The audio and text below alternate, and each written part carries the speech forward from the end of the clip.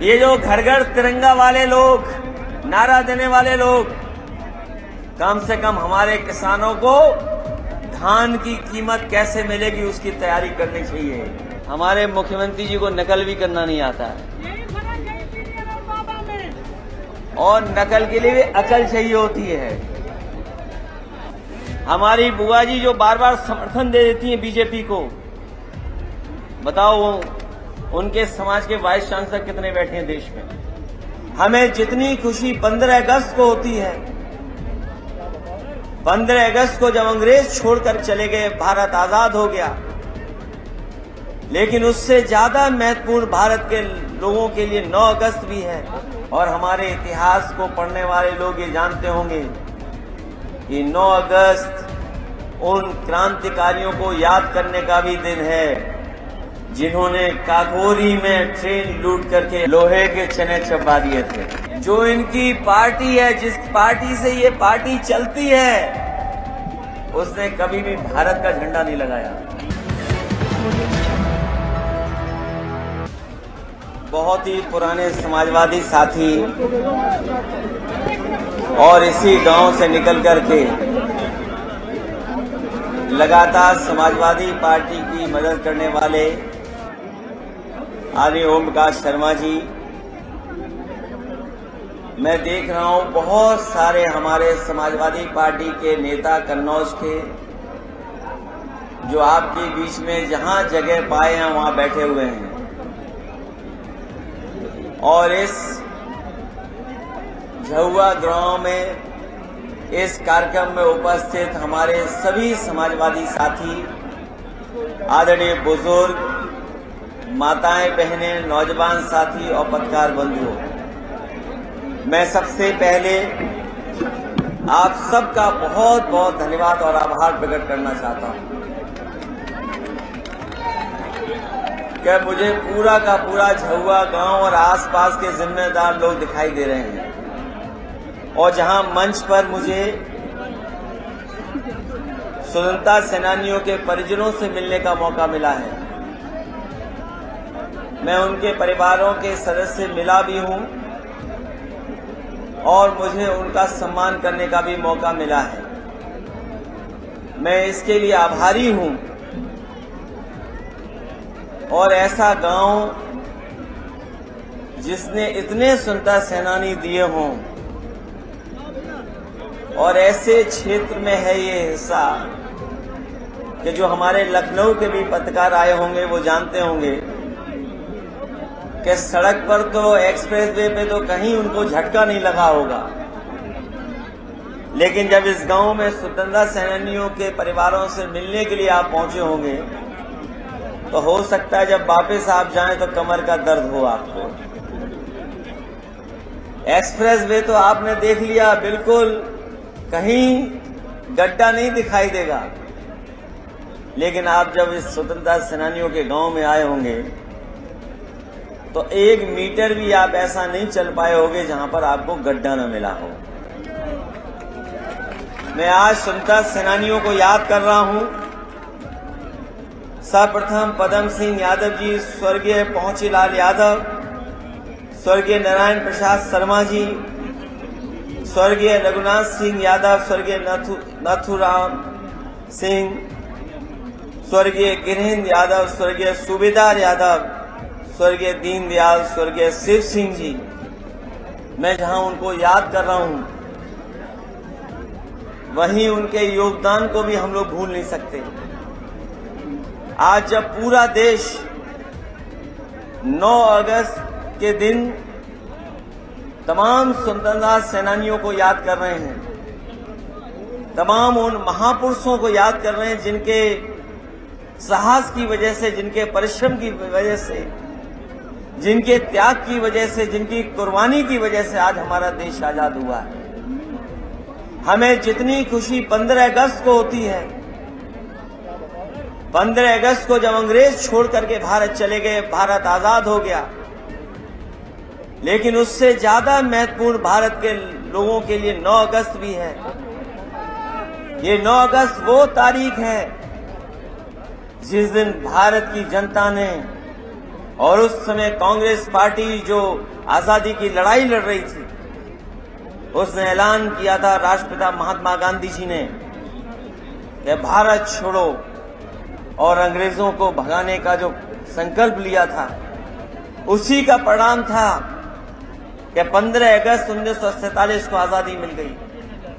ये 9 अगस्त 1942 को भारत छोड़ो का नारा दिया था।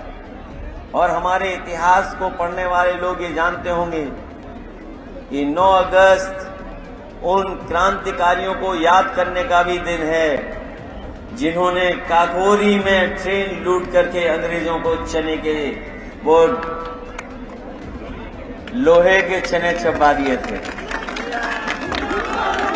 एक वो 9 अगस्त 1925 जब काकोरी में क्रांतिकारियों ने अंग्रेजों को धूल चटाने का संकल्प लिया, और फिर 9 अगस्त 1942 जब राष्ट्रपिता महात्मा गांधी ने भारत छोड़ो का आंदोलन का नारा दिया, और न जाने कितने स्वतंत्रता सेनानी, न जाने कितने लोगों ने कुर्बानी दी है, तब हमें आजाद ये भारत मिला है।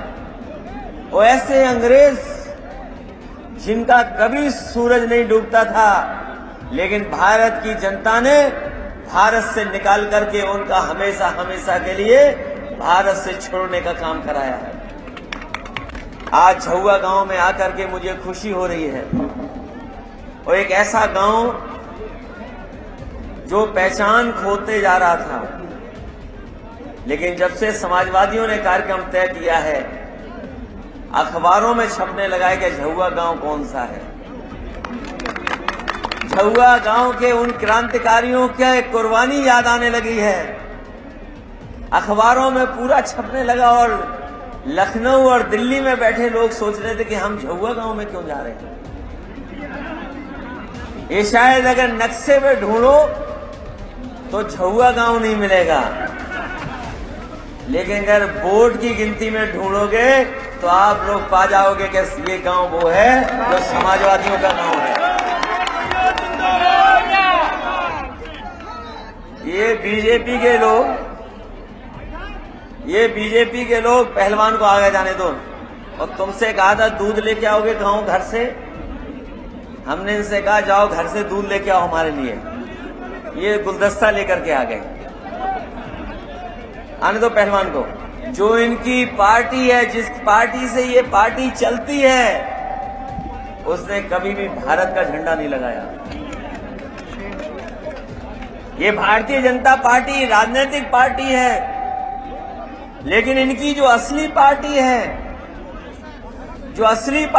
उसने कभी भारत का झंडा नहीं लगाया। ये जो घर घर तिरंगा वाले लोग, नारा देने वाले लोग, कम से कम हमारे किसानों को धान की कीमत कैसे मिलेगी उसकी तैयारी करनी चाहिए।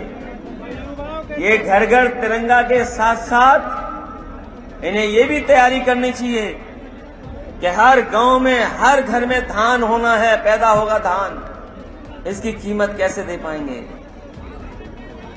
पहले धान की कीमत तो नहीं मिली आपको, याद करो क्या हालत थी धान की, और धान की कीमत ये फिर नहीं दे पाएंगे।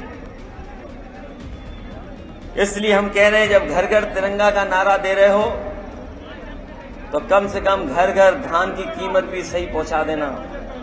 जब धान का बोरा आए तो उसकी जो कीमत है, एमएसपी तय है, वो पहुंचा देना। और कम से कम याद रखो, यहीं गोसाईगंज में आए थे देश के प्रधानमंत्री और कह के गए थे कि हम धान का या फसलों की दुगनी दे देंगे मुनाफा, दुगनी आय बढ़ा देंगे। जिन्होंने नारा दिया, और कभी भी आप उनके भाषण सुन लेना, जब वो भाषण देते हैं तो सबसे पहले भारत माता की जय बोलते हैं। बताओ बोलते हैं कि नहीं बोलते हैं? और ये अग्निवीर और अग्निपथ क्या योजना है?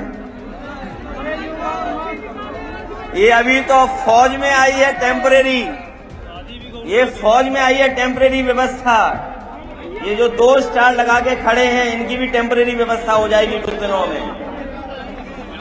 ये भी आउटसोर्स हो जाएंगे कुछ दिन बाद। कोई कल्पना कर सकता है कि फौज आउटसोर्स हो जाएगी? 4 साल की नौकरी, अग्निवीर, अग्निपथ।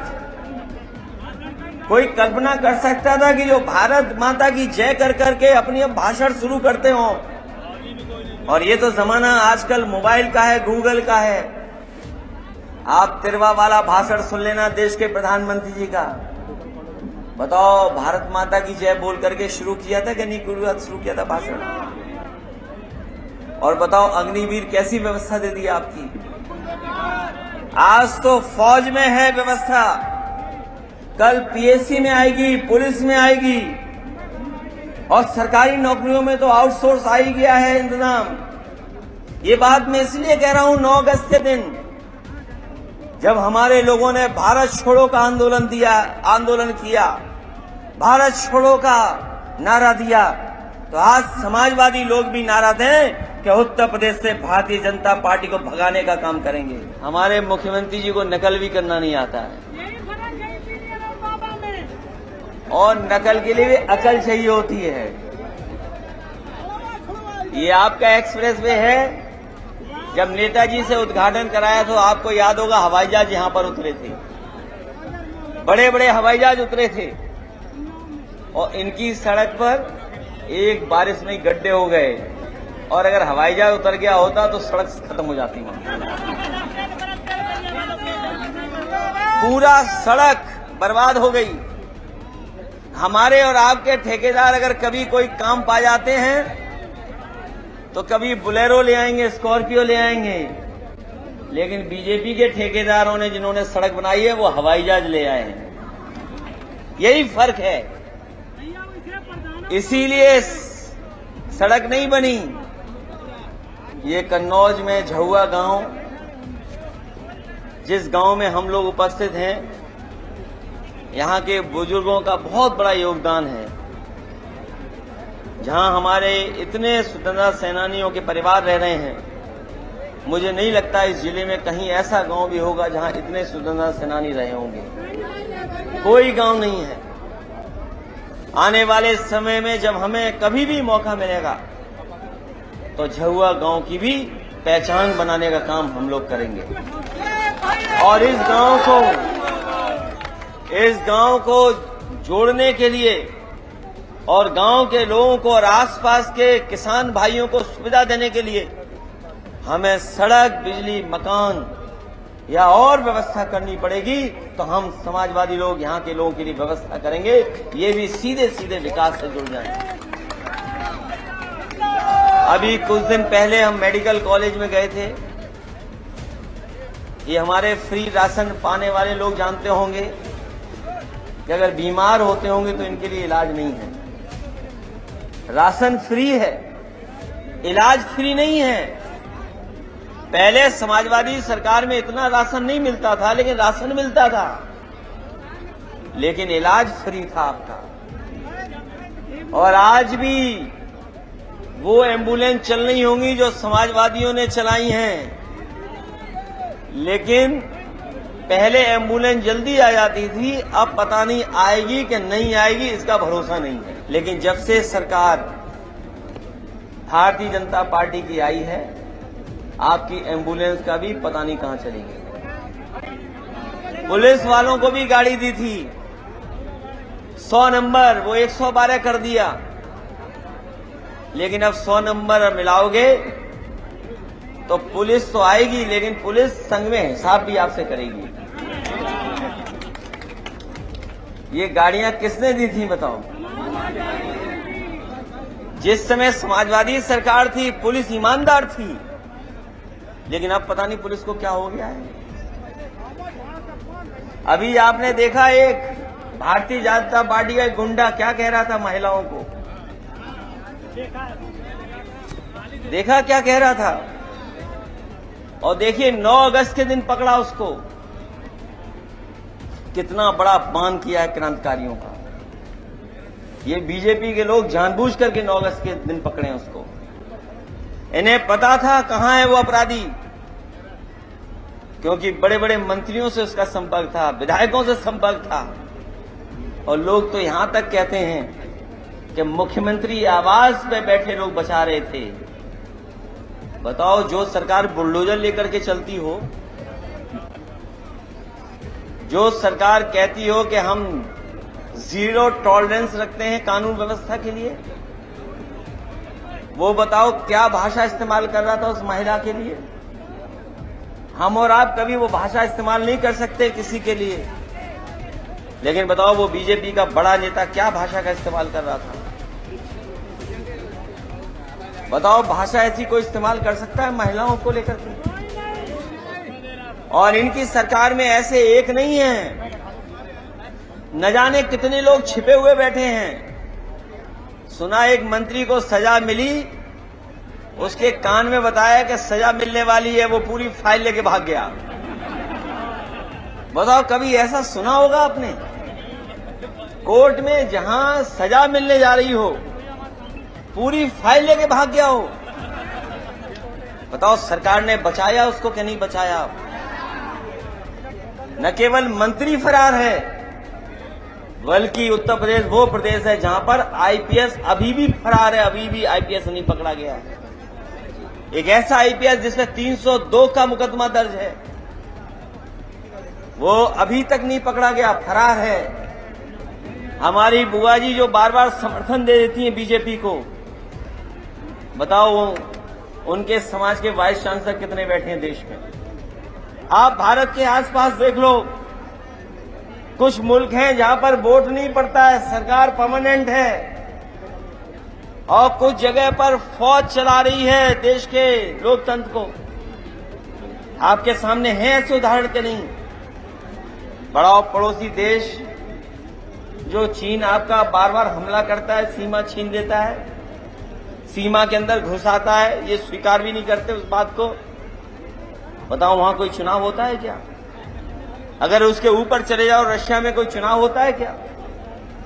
पाकिस्तान जिसको चाहती है फौज उसको बैठा देती है। क्या ये स्थिति है कि नहीं है?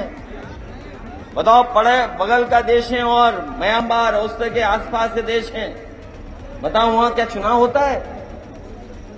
अभी हालत आपने श्रीलंका की देख ली क्या हो गई। इसलिए सावधान रहिए, बीजेपी के लोग और बीजेपी की सरकार गरीबों की सरकार नहीं है। और आपने उनका भाषण सुना होगा, जब हम कन्नौज के लिए इत्र पार्क बना रहे थे तो वो कह रहे थे कि आप गोबर पार्क बना लो। बताओ, जो सरकार गोबर की बात करती है उससे क्या उम्मीद करोगे आप? क्या उम्मीद करोगे उससे? हम कह रहे कन्नौज की पहचान इत्र है, वो कह रहे कन्नौज की पहचान गोबर है। क्या आपने सुना था भाषण के नहीं सुना था? सदन में कह रहे, हमने कहा इत्र हमारी पहचान है, वो कह रहे कन्नौज की पहचान गोबर है। अब पता नहीं कहां गोबर कारखाना लग रहा है, कहां लग रहा है गोबर कारखाना, बताओ हमें। जहां उन स्वतंत्रता सेनानियों को याद कर रहे हैं जिन्होंने काकोरी बिस्मिल के नेतृत्व में जिस तरीके से अंग्रेजों के खिलाफ जंग छेड़ी थी, और 1942 में जो जंग छेड़ी जिसके परिणाम ये कि आजादी मिल गई हमको। जितनी खुशी से हम 15 अगस्त मनाते हैं, उससे ज्यादा खुशी से हम लोगों को 9 अगस्त भी मनाना चाहिए। मैंने जब झुआ गांव के बोर्ड देखे बूथ पर, तो 6 वोट बीजेपी को मिल गए। अगली बार 6 वोट भी बीजेपी को नहीं मिलने चाहिए। अभी तो किताबें छीनी हैं, तुम्हारी पढ़ाई भी छिन जाएगी। यही जगाने हम लाए हैं आपको। ये प्राइमरी स्कूल में क्या किताबें नहीं भेज पाई सरकार? और लखनऊ में तो कहते हमने सबको किताबें भेज दी हैं। और दोपहर का खाना कितने दिन से बंद है। और आपकी सरकार होती तो हम लगवा रहे थे, कन्नौज में किचन बनवा रहे थे। जैसे लखनऊ में एक बड़ा किचन बनवाया है जिसमें लगभग 2 लाख बच्चों को खाना मिलता है, और किसी रसोइया की नौकरी नहीं ली, जो कर्मचारी है उसकी नौकरी नहीं ली गई। हमने एक बहुत बड़ी किचन बना करके तैयार की, उसमें 2 लाख बच्चों को खाना मिलता है। वही कार्यक्रम अभी बनारस में शुरू किया प्रधानमंत्री, वो समाजवादियों की देन थी, समाजवादी पार्टी ने बनाया था। कन्नौज में भी बन जाता, जिससे यहां के लाखों बच्चों को समय पर गर्म खाना मिल जाता, दाल मिल जाती, सब्जी मिल जाती, उन्हें स्कूल में नहीं बनाना पड़ता। समाजवादी सरकार थी तो बर्तन भी दे रहे थे, बैग भी दे रहे थे, और हफ्ते में एक दिन दूध और एक दिन फल भी मिल रहा था। बताओ, फल मिला है बच्चों को कि हफ्ते में एक दिन नहीं मिला? और दूध गर्म दे पा रहे हैं कि नहीं दे पा रहे हैं? सोचिए, सब व्यवस्था खराब कर दी। जो लोग व्यवस्था खराब कर रहे हैं उनको सबक सिखाने का काम करना, सबक सिखाना उनको। मुझे खुशी है कि जहां हमें यहां के लोगों से मिलने का मौका मिला, वहीं हमें अपने पुराने लोग भी दिखाई दे रहे हैं। समाजवादी पार्टी कैसे मजबूत हो उसकी दिशा में सोचिए, क्योंकि असली रास्ता राजनीति से निकलता है, राजनीति से ही रास्ता निकलता है। इसलिए एक बार फिर हम अपने सभी स्वतंत्रता सेनानियों को याद करते हुए, उनका सम्मान करते हुए, उनकी याद में अगर कोई बड़ा काम करना पड़ेगा तो हम लोग इसी गांव में करके दिखाएंगे।